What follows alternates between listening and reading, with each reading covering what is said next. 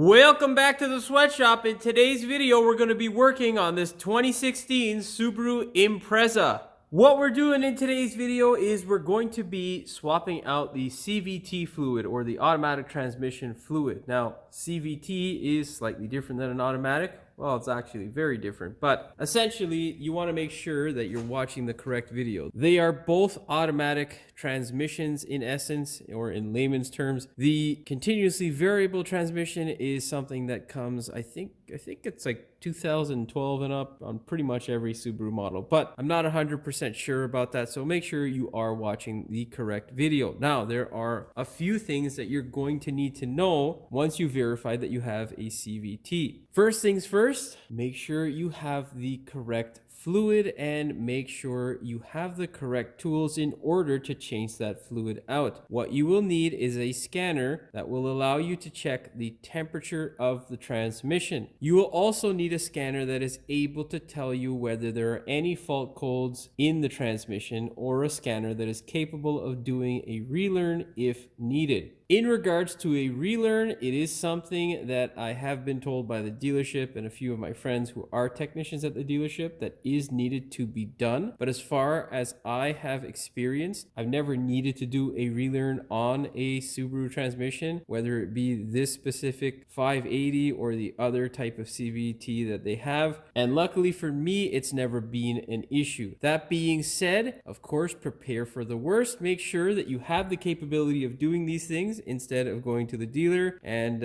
if you do have to go to the dealer, make sure you like them and they like you. You will also need to make sure your car is nice and cold. The Subaru transmission needs to be cold in order to be serviced. It also likes specific fluid, which I recommend getting only at the dealer. The reason being is because there are, and if I remember correctly, two different types of CVT fluid, and you definitely do not want the wrong one. The surefire way of making sure that you have the correct fluid is simply buying it at the dealer. Now, there are aftermarket options. I have not explored them and will not, because two reasons. CVT transmissions are extremely expensive, and when they break, especially after you have serviced them, well, you're on the hook for that transmission if you put in the wrong fluid. So, is it really worth saving $4 or $5 on a liter? Not in my opinion. My recommendation, take your VIN number, go to the dealership, get the correct fluid. That being said, this stuff here is not exactly cheap either. It is quite expensive, but it is the correct stuff.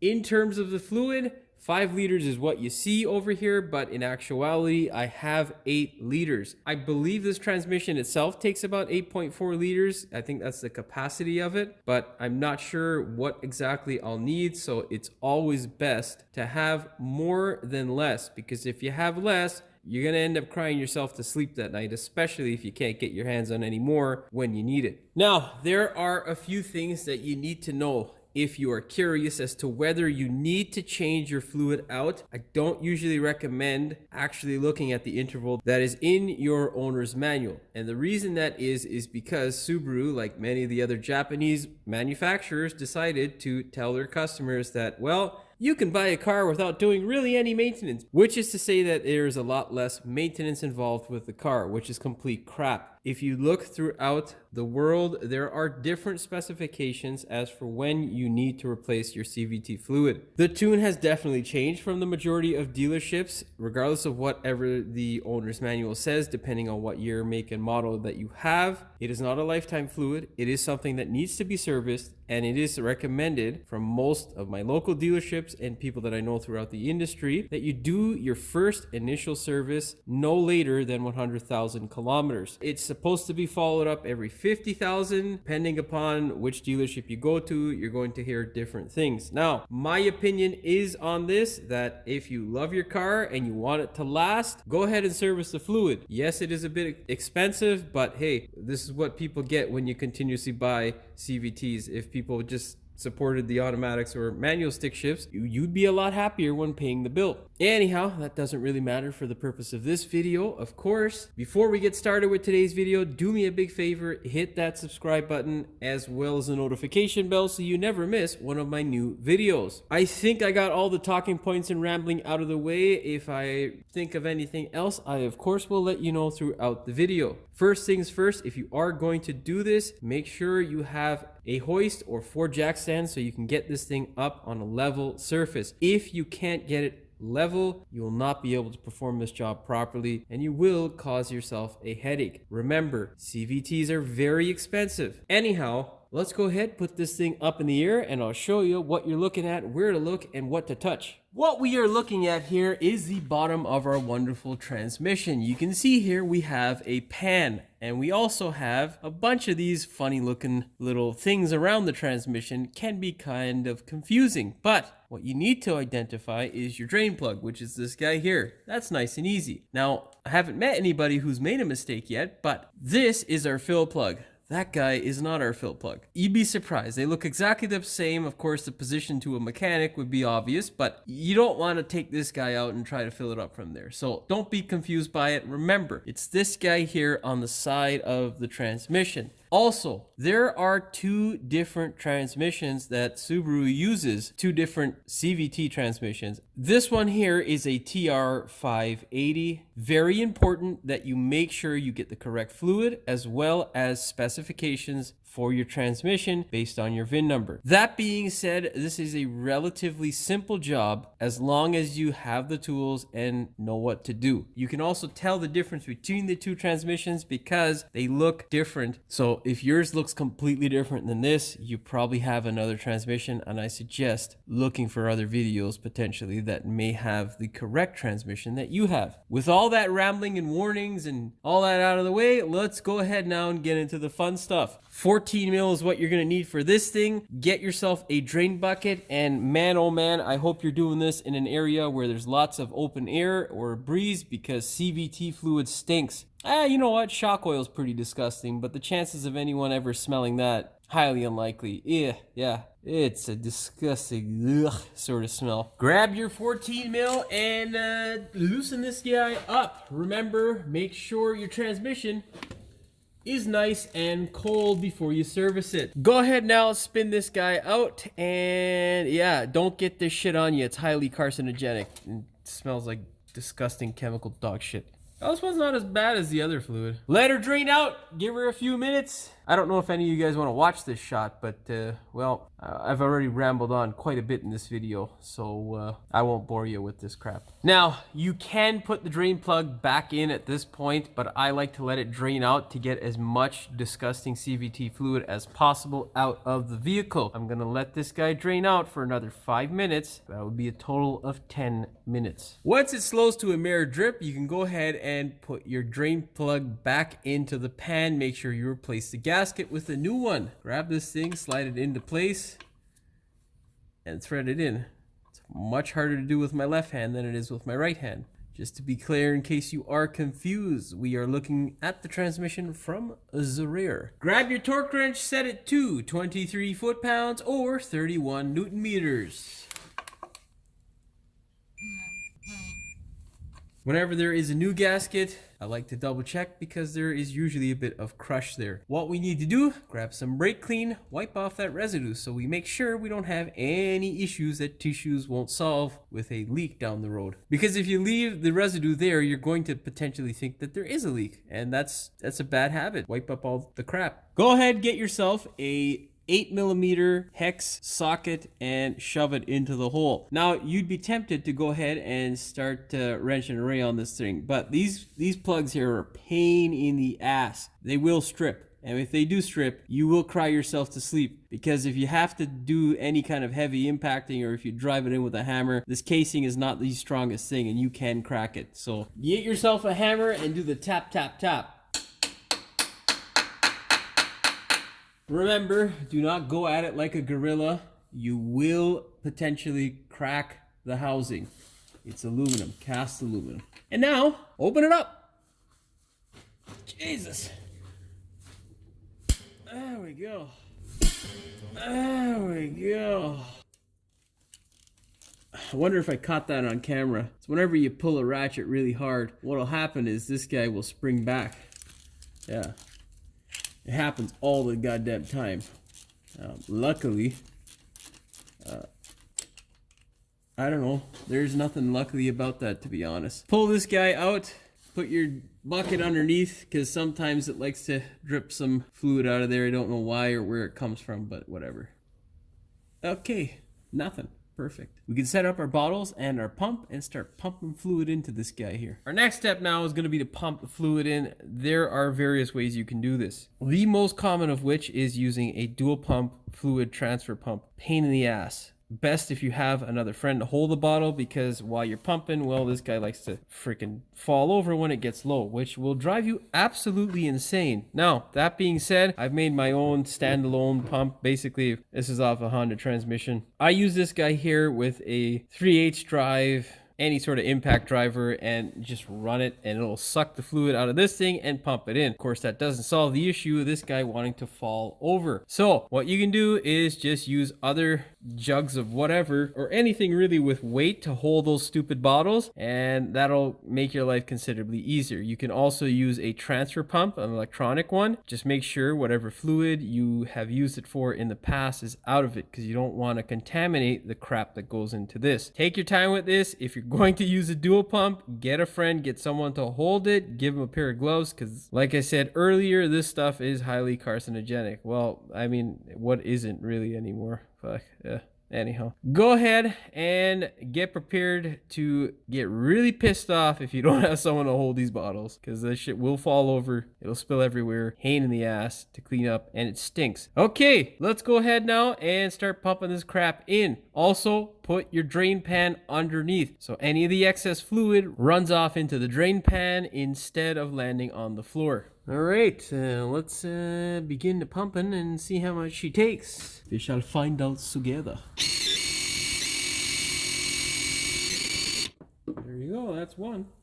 Oh yeah, CVT fluid. In case you're wondering, the CVT fluid looks clear, but it has a bit of a blue hue to it. What a pain in the ass. I forgot to say one. Did I say one? One!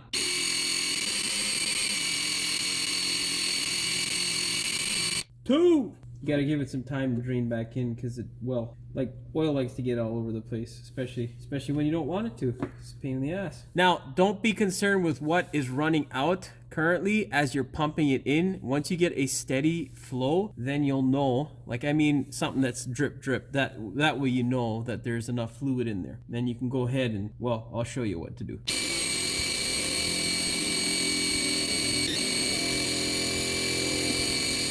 That is 3. I don't see any drippy yet. Let's get our 4th one in here.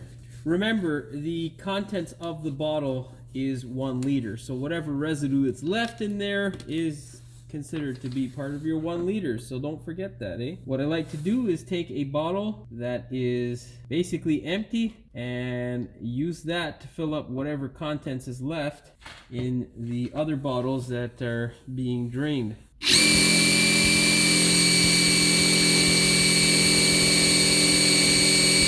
Whoa, we're getting a drippy. All right, so this one took considerably less. Wow. So we got a bit of drippy. We've got about 3.5 liters in there. Not much, which is nice for me and the customer. What you need to do now is grab your fill plug and put it back in. Don't forget to replace the gasket. You're not going to tighten it. You're just going to snug it up. Okay, mine has been draining there for a bit, so I'm going to pump a little bit more, because I know it always takes a little bit. And now we're going to take this guy out carefully and swap it quickly as we can without having any of our crap fall over. That's the tricky part. Okay, now give it a nice snug up, and don't let that $30 fluid drain away. You can put it into that excess bottle there. Oh yeah, look at us. Doing so well, YouTube, aren't we? Aren't you happy, proud of yourself? Look at that. Get this guy off. Make sure that's not draining, and snug it up. If there is a little bit of residue, not the end of the world. Don't waste your brake clean yet. For this step here, you're not going to need it. You'll need it a little bit later on. Okay, I shall be back. Now, our next step is to go ahead and make sure that our car is cold. We are a little bit higher than I would like, but this still gives me enough room to make sure that I have time to get the valve body filled up and our transmission to swish the fluid throughout wherever it wants to, and whatever crevices and holes there are in the transmission get filled up with CVT fluid as needed. We are at 33 degrees Celsius, which is fine by me because, well, I don't want to wait anymore. That being said, what we need to do is start our vehicle up. While we have it running at idle, we need to move the selector, that guy there, from park, reverse, neutral to D. We're going to keep it in each position for 5 seconds or more. A minimum of 5 seconds. Now, this isn't stated by Subaru or its literature on how to push the fluid through the transmission, but this is how I do it for pretty much all CVTs, and I've never had any issues that tissues won't solve, unless otherwise stated by the manufacturer, because that, yeah, just follow what they say. But you need to give it some time in order to pump the fluid through the valve body. So go ahead now, start the thing up, monitor the temperature, make sure your scanner is connected, and go from there. Also, very important, make sure you do not have any DTCs for your transmission. Any transmission codes may affect the way your transmission relearns or performs after you perform this drain and fill. That being said, fire it up.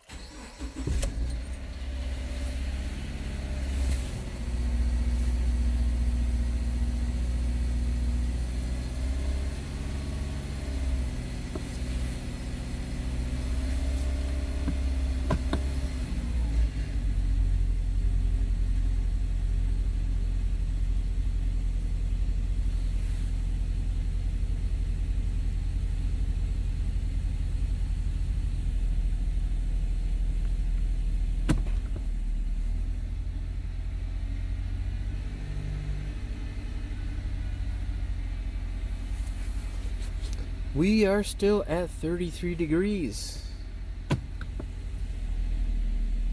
Now, if you were at 35, you'd be still within range, but I like to get it colder.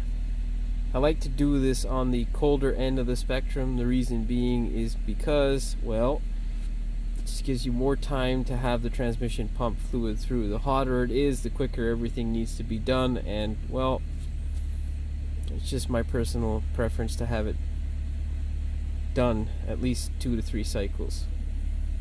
And what I'm saying is me shifting through the gears. I know, while I'm thinking and trying to multitask because I am a male, it's not really something that we do very well, so you'll have to forgive me.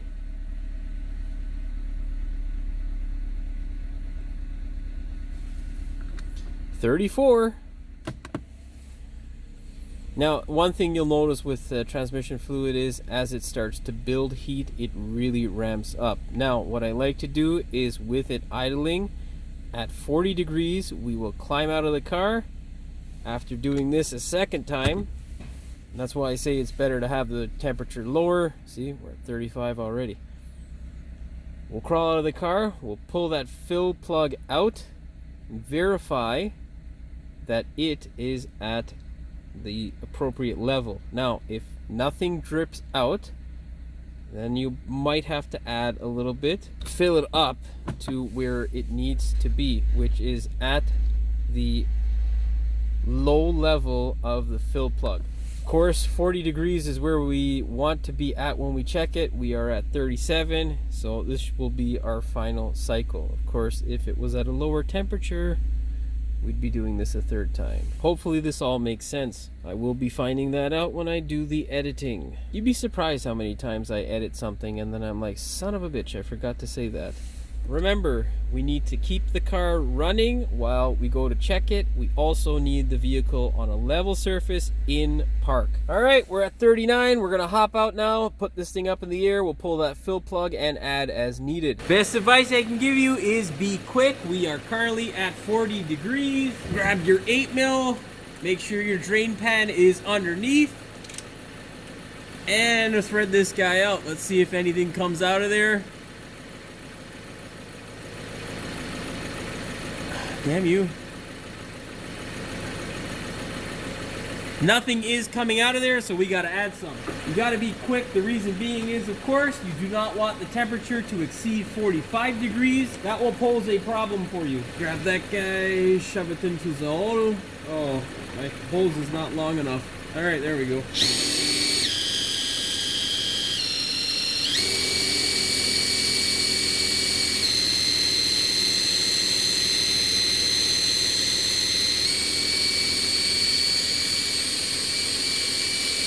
Okay, that's all of number 4. Let's see what she looks like now. Let's pull the holes out to see if anything drips out. Yeah, I think we need a little bit more. Let's get number 5. Currently at 41 degrees. Let's keep an eye on it to see if anything starts draining out.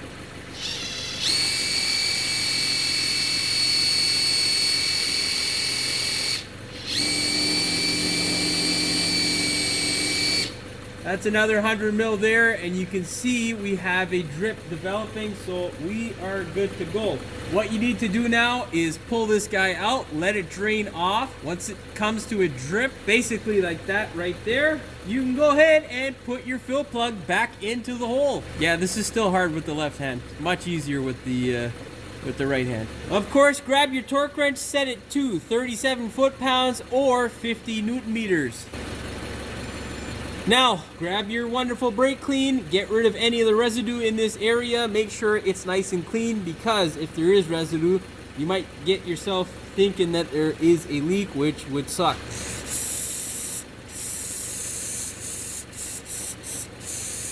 Wipe it all up, and then I'll see you on the other side. Now, a few things before I let you go here. Make sure that whenever you do this service, you follow these steps religiously. I like to make sure that I go through the selector whenever doing the service at least twice. So it is important to at least have your transmission down at around 30 degrees Celsius, because the temperature can go up pretty quick. It is a winter day and it's 10 degrees in my shop because, well, I can't afford to heat this thing at 20 degrees because it is immensely expensive. That being said, if you're doing this on a summer day, you'd be surprised how fast that temperature can go up. So you don't have as much time as you would like or think you might actually have. Obviously, I suggest doing it in the winter. It gives you a little bit more time to do things, especially if you're not used to doing this sort of service. Make sure that it does not exceed 40 degrees when you're checking it, because when you are filling up the fluid, you can quickly climb past 45 and then you'll start getting fluid coming out of there prematurely, because the temperature will of course expand the fluid, therefore making the fluid lower than you would desire at a cold temperature. Hopefully that all made sense and you don't have any questions there. If you do, leave them in the comments below. Of course, once everything is done, you can go right ahead and take the thing for a test drive. But be warned, Subaru CVT transmissions are not very robust and they will blow up if you beat on them. So do not beat on them right out of the box. What I like to do is take my time, make sure you treat it like a grandma on that initial test drive to make sure there are no issues. The majority of the time, in fact, every single time I've done it, I've never had an issue. So, make sure you go ahead and take it for a nice, easy test drive. As it heats up and comes up to operating temperature, you can give it a bit more if you'd like, more in terms of pressure from the throttle. I don't suggest that though. It is a CVT, and contrary to popular belief, it's a CVT. It's not made for racing. Okay. Let's go ahead now, do my ending, and I'll take this thing for a small test drive. In case you're wondering how many liters this thing took, it took 4.6, 4.7 liters of CVT fluid. Now I have some returns to do. Okay, I shall be back. If you stuck around this far, don't forget to check out the bloopers. Hopefully you have found this video entertaining as well as informative. If you have, please like, share, and subscribe. Don't forget to hit the notification bell so you never miss one of my new videos. And as always, thanks for watching. We will see you in the next one. I've never had to do a wheelie. I've done a few of these cars and luckily have never had to. I've said it like 3 times, Jimmy. Once, and they also use different fluids, if I'm correct. I'm not 100%. I'm pretty sure. Anyhow, not for fear that you're going to burn your hand, but well, fluid helps with dissipating heat. If you just leave the transmission empty, yeah, it doesn't help with transferring. So when you fill it up, I'm not going to explain this. Just make sure it's nice and cold, okay? Because when you pump in your new fluid, it will drastically take the fluid temperature down. Not the fluid temperature, because that doesn't, whatever. When you pump in your new fluid, it will drastically decrease the pressure. Pressure, what am I saying? Damn it. Then, before you start your test, before you start putting the transmission fluid off, for fuck's sakes, go ahead, once it slows to a mere drip, you can go ahead, go ahead, stupid, man. Oh, man. 23 foot-pounds? Oh, for fuck's sakes. I was correct. Because if you leave the residue, dear, grab yourself, sounds weird. Why is that fucking thing doing a dance? What? Stabilize. What? Oh, don't hit the camera, Jimmy, come on. Oh, damn it, where the fuck did I put it? Don't you just hate when everything grows goddamn legs and just walks away from you sometimes? Like your tools and random shit that you need to complete a job? Motherfucker, if I don't find you, I'm gonna replace you altogether. And then when I do find you, I'm going to fucking burn you with my torch.